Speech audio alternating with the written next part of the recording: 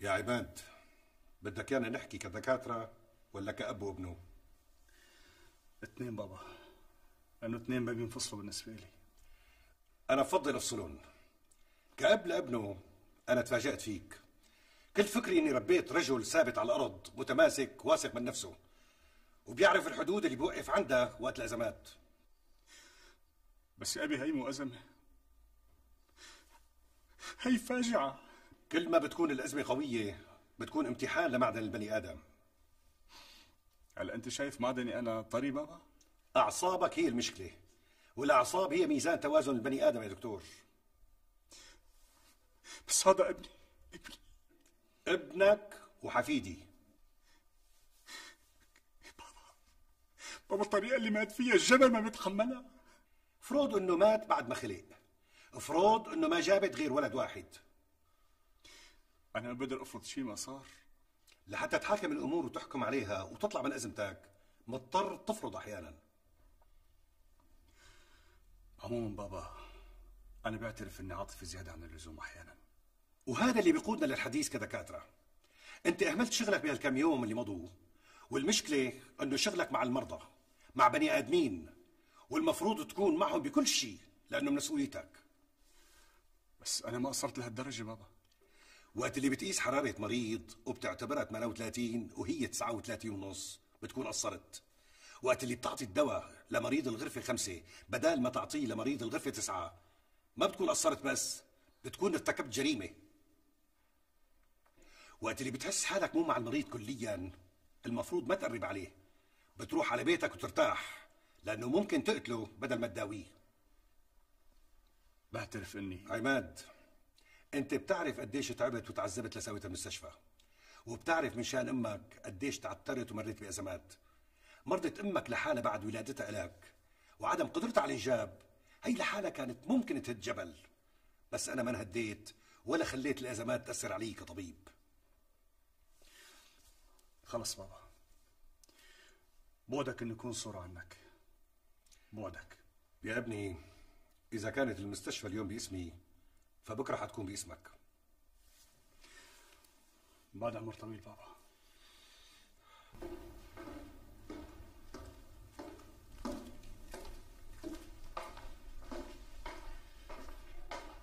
شو كان بده منك ابوك؟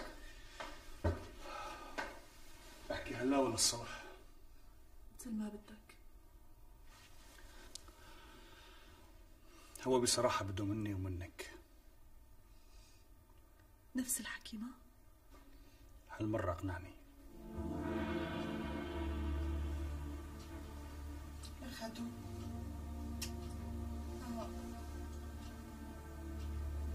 خدو خدو، لا لا تاخدوا، لا.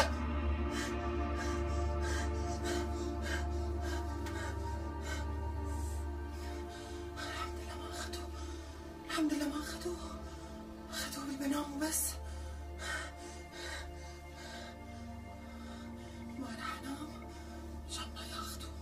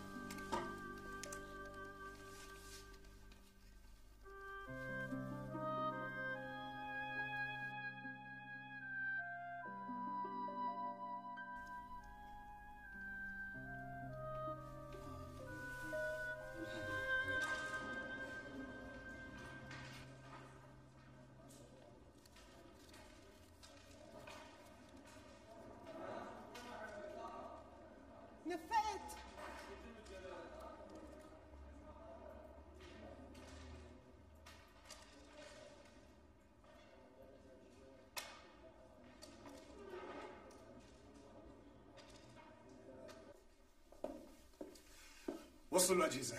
بعرف. ان شاء الله الف مبروك يا دكتور زيد. الله يبارك فيك. مبروك لك بابا وللمستشفى. الله يرضى عليك. تعال. شرف.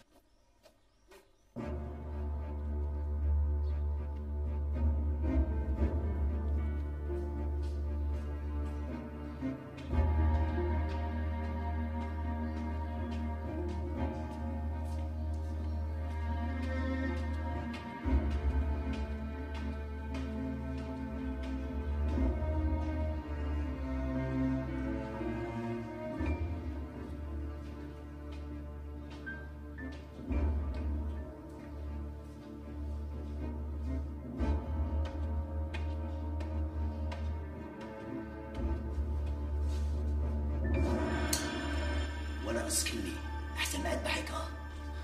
شو بدك مني ولا؟ بدي المصرات اللي طلعتيهم من يا نصيب. ما بدي. مو على كيفك، بدي آخذهم يعني بدي آخذهم. أحسن ما أشخدك. تشخدني؟ إيه بشخدك مثل الخروف مثل الدجاجة مثل البقرة. إيش بدك؟ انت لحال؟ حتى على البيت طلع المصرات تشوف. طلعيهم طلعيهم بدي أشوف عم يضربك. يلا تعال شوف.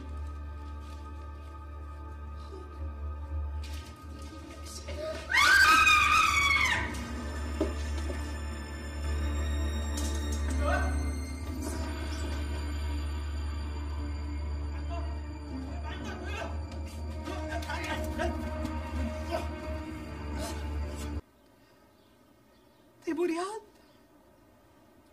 رياض يعني يبدو لازم نسلمه للشرطة وهن بيسلموه. لمين بدهم يسلموه؟ إذا هو ما له أهل أصلاً. شو هالحكي، معقول ما يكون له أهل ابنه؟ ما له حدا. أمه مقطوعة من شجرة وأبوه ميت، ما سبق قلت لك هذا الحكي. طيب هلا أبوه ما له أهل؟ يعطوه لأهل أبوه؟ ما راح يدوروا على أهل أبوه، راح يزتوه دغري بملجأ للأيتام. إيه مو أحسن ما ينزت بالشارع؟ ليش لحتى ينزت بالشارع؟ نحن بنربيه وبنكسب ثواب.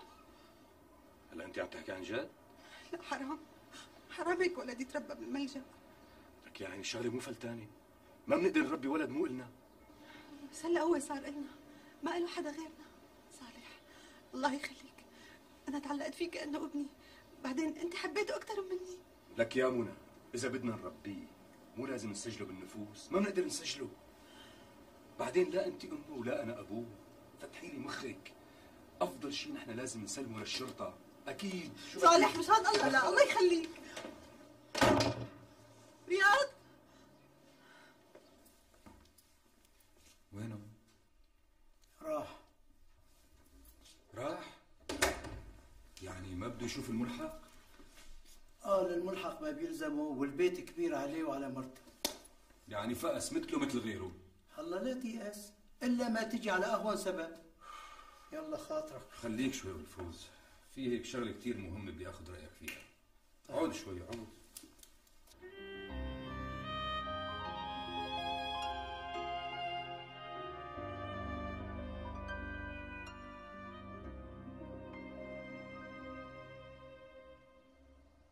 ماله حدا ماله حدا. يعني هي ما لها قرايبين بنوب وأبو الولد ميت. يعني ما في حدا رح يطالب فيه. قلت لك ما له حدا. أصلا أهل أبوه للولد اتبروا من ابنهم لأنه تزوج المرحومة، لما مات ما قبلوا يعترفوا بالصغير. هيك معناتها فعلا ما له حدا. بقى شو رأيك؟ إيه ما في مانع تاخذوه وتربوه بدون ما تقولوا لحدا، ومثل ما قالت مرتك بتكسبوا فيه أجر وثواب. هي إذا ربيتوه تربية صالحة، لأنه تربية الملاجئ بتعقد الولد ليموت، وبس نزلتوا على الشام بتسجلوا باسمك واسم مرتك. لك يا أبو الفوز، أنا ومنى ما صرنا أسبوعين كاتبين كتابنا، شلون بدنا نحطه على اسمنا وهو عمره فوق ال4 سنين؟ يا سيدي وقت بتنوي لا تخاف، أنا عندي واحد بالشام بيخدمك هالخدمة، تعطيه قرشين نضاف وهو بسجل لك الأمور وحسب الأصول كمان. ممتاز.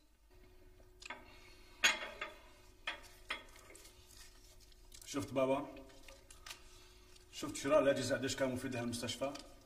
مو بس فادها، وبعد عنا شبح المشفى الثاني اللي جنبنا. كابوس مزاح عن ظهري. حتى تعرف اقتراح ابنك عماد قديش كان بمحله.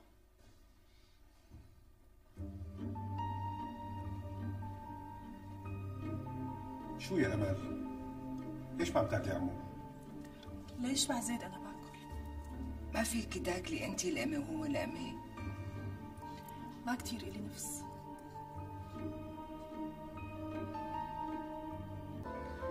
حبيبي أنا بدي أحكي معك شي، بس بدي إياك تفهم علي منيح، إيه؟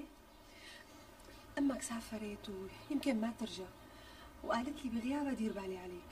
لا مو بس هيك، حزير شو كمان، هلا بس نبيع هذا البيت هون رح نروح أنا وأنت وعمو صالح نسكن بالشام. تحبوا لعمو صالح؟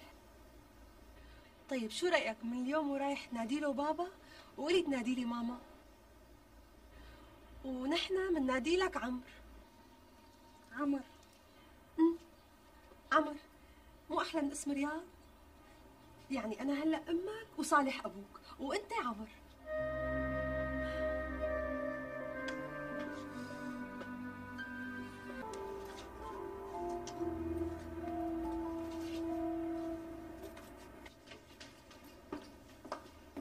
يلا شباب جاهزين على السفر؟ يلا. نحن جاهزين، بس بدي اخذ له معي بسكليته والعابه. شو علي؟ يلا بالرود يلا. صالح حجزت لنا باوتيل بالشام؟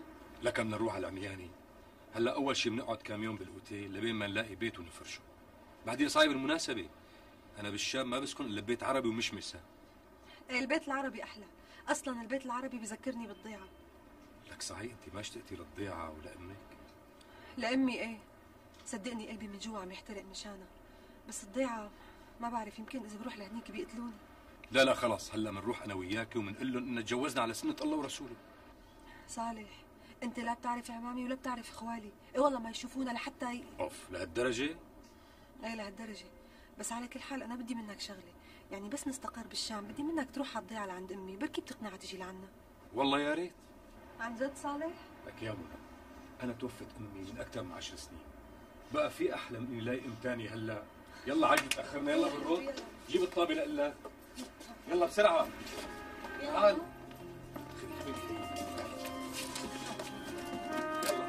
يلا تعال حبيبي تعال.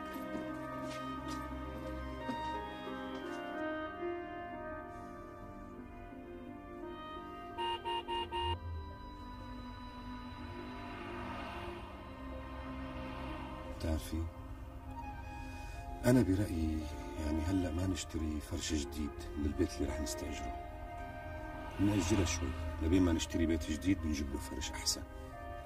طيب شو رأيك نشتري بيت دغري بالمصاري اللي معك؟ أوف، وشلون بدنا نعيش؟ ليش أنت مو قلت لي إنه بدك تدور على وظيفة بالشام؟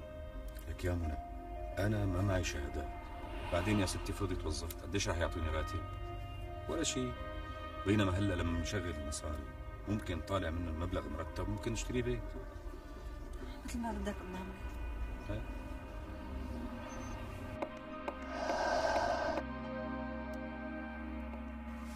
زدتوا على السلاح اللي بيديك ولا سكتوا على ضيات؟ ما فشرت؟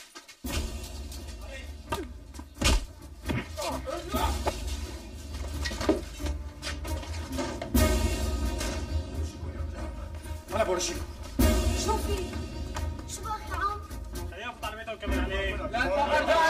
لك ما تكون تشوف ابنك شو صاير معه؟ شو بده يصير معه يعني؟ ما حلك تعرفيه وتحفظيه؟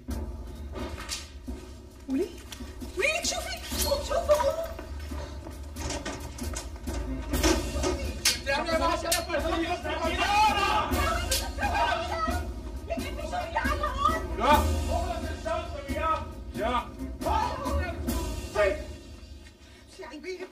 تركي شيلي ايدك. فوت لجوا.